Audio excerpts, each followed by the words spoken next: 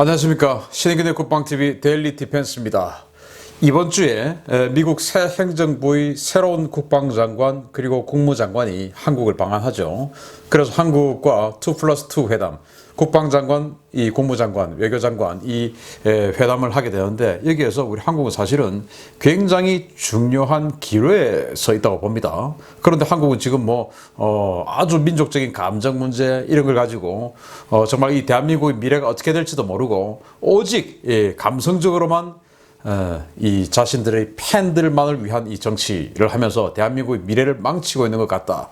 자, 이런 상황에서 전작권이다 이런 이야기 하고 있는데, 이 아무 의미 없는 그런 상황으로 움직이고 있는 그런 이 미군의 정황, 그러면서 이제 미국이 한미연합사를 무력화하는 시대, 이제 의미 없다라는 거죠. 그래서 미국은 이제는 플랜 B에 돌입하는데, 한국 지금 이런 상황에서 이렇게 천지도 모르고 깨춤을 추고 있어서 되겠냐 라는 그런 말씀을 드리면서 도대체 무슨 일이 이 군사적으로 벌어지고 있는지 알려드리도록 하겠습니다.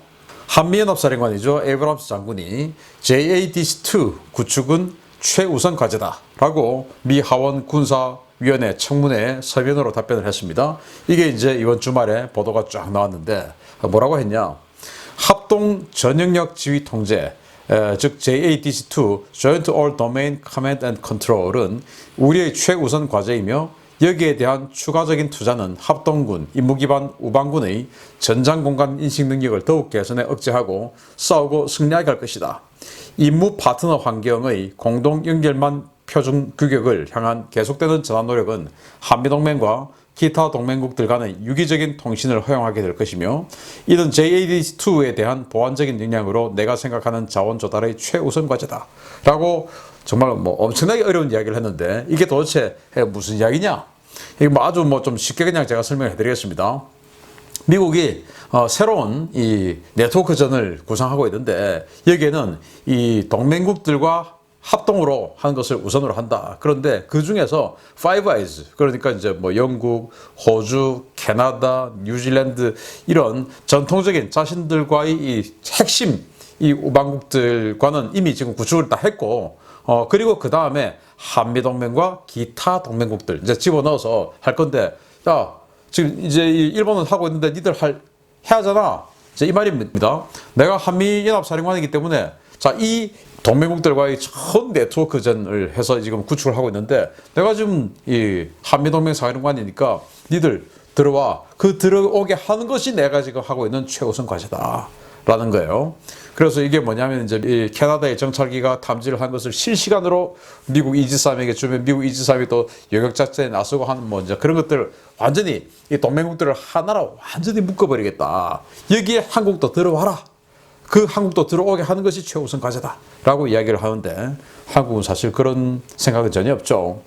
자, 그래서 이 JADC란 뭐냐, 이렇게 아주 간단하게 정리를 해서 의회에 보고를 했습니다.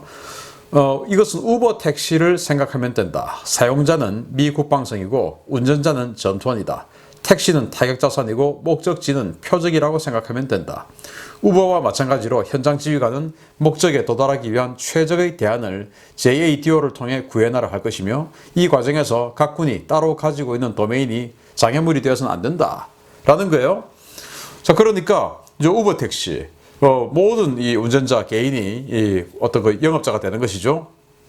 그래서 저 어디 갈 건데요 라고 이제 사이트에 띄우면 저요 해서 이제 차를 갖고 와서 태우고 가고 이제 수익을 창출하고 하는 그런 거 아니겠습니까? 그래서 저 어디 갈 건데요 하는 그 손님이 미 국방성이다 이거예요. 그래서 나 어디 때리고 싶은데요 라고 하면은 그러면 이제 저요 해서 이제 육군이든 해군이든 공군이든 우주군이든 해병대든 누구든지 막 손 드는 겁니다.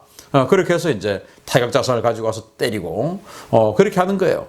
그런데 지금은 이 한미연합 전쟁을 하게 될 것 같으면은 연합 해병 구성군 사령부, 연합 특수전 사령부, 연합 지상군 구성군 사령부 이렇게 해서 각 군별로 따로따로 다 지금 사령부를 다 가지고 있는데, 그러한 각 군이 따로 가지고 있는 도메인이 장애물이 되어서는 안 된다. 누구든지 어떤 목표를 때리든 간에 그게 지상에 있으면 지금 지상군 구성군 사령부가 우선권을 가지고 거기서 먼저 해야 되고, 이게 아니다.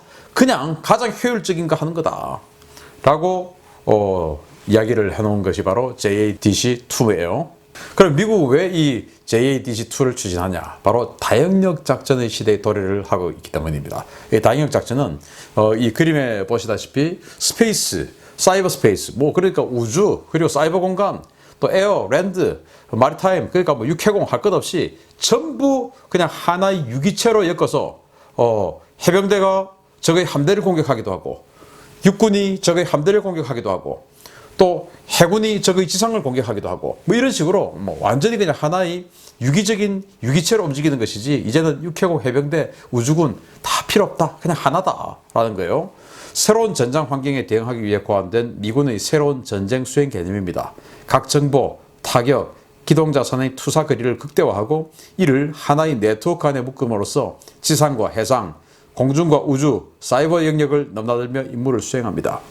그래서 이런 것들을 완성하기 위해서 해병대도 자신들이 직접 적 지상을 타격하고 적의 함대를 타격하고 하기 위해서 프리즘 미사일 하이마스에 집어넣어서 사거리를 과거에는 뭐 300km 이랬는데 이제는 499km, 이제는 또 다시 700km까지 확대해서 그냥 도서지역에다 아무 데나 갖다 놓고 또는 상륙함에다 갖다 놓고 막 때리는 거예요. 적의 함대를 향해서. 그리고 육군도 마찬가지죠. 육군은 뭐 지상 전선을 이렇게 만들어서 밀고 올라가고 이런 게 육군이었는데 이제 그러면 안 된다. 적의 중심을 바로 타격할 수 있어야 된다, 육군이. 그래서 전략 중심 타격 미사일 해서 육군이 2000km짜리 사거리 탄도탄을 가지게 되고 이제 이런 시대가 되었어요. 왜냐?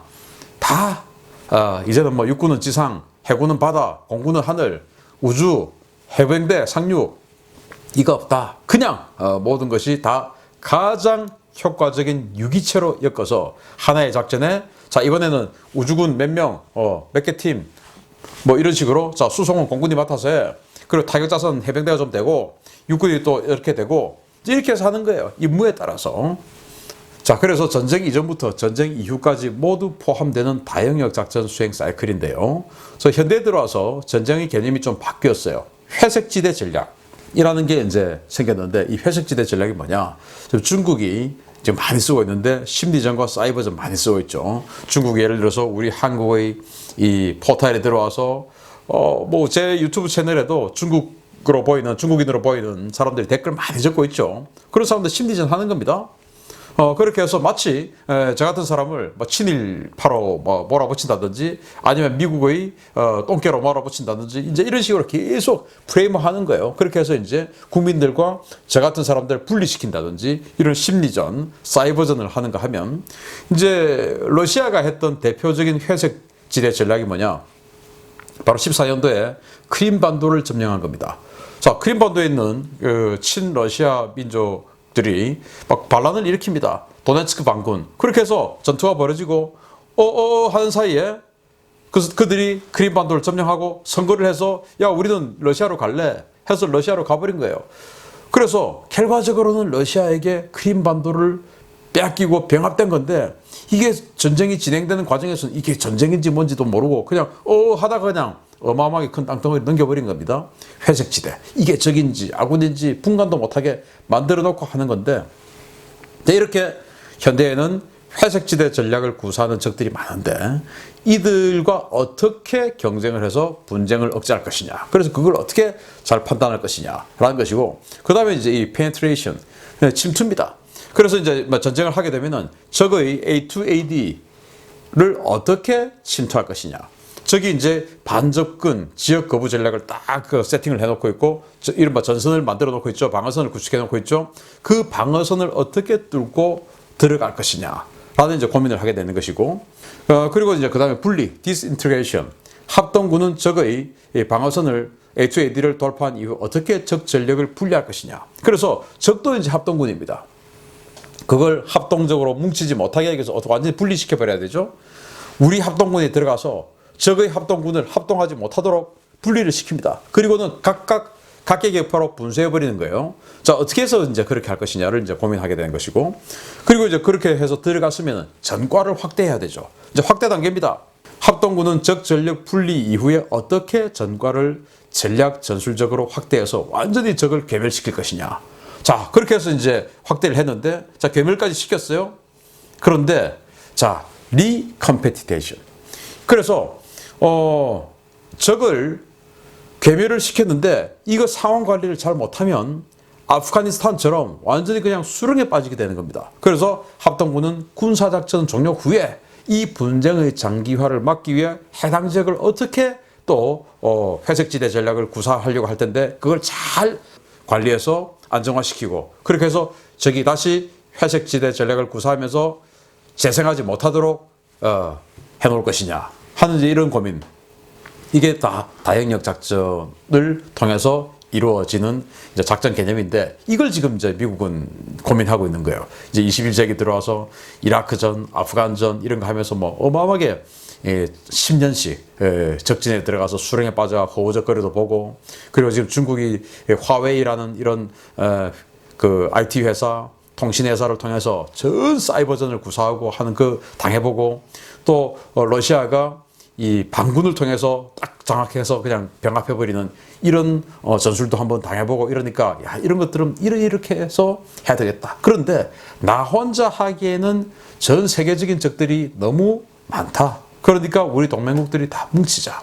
우리 동맹국들이 다 뭉치려면은 서로 정보를 공유해야 된다. 그래서 이제 뭐 한일 정보 보호 협정, 지소미아 이런 것들도 나오는 것이죠. 왜?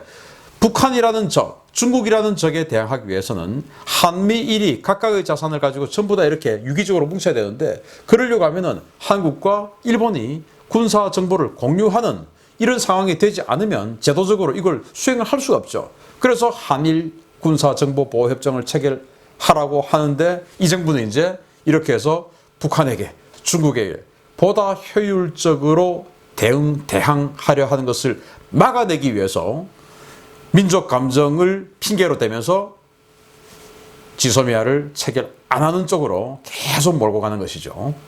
그래서 다영역 작전 시대에 점차 축소되는 전구사령부의 역할입니다. 지금은 뭐 한미연합사 여기가 최고야. 그러면 한미연합사 사령관을 한국군이 하면 돼.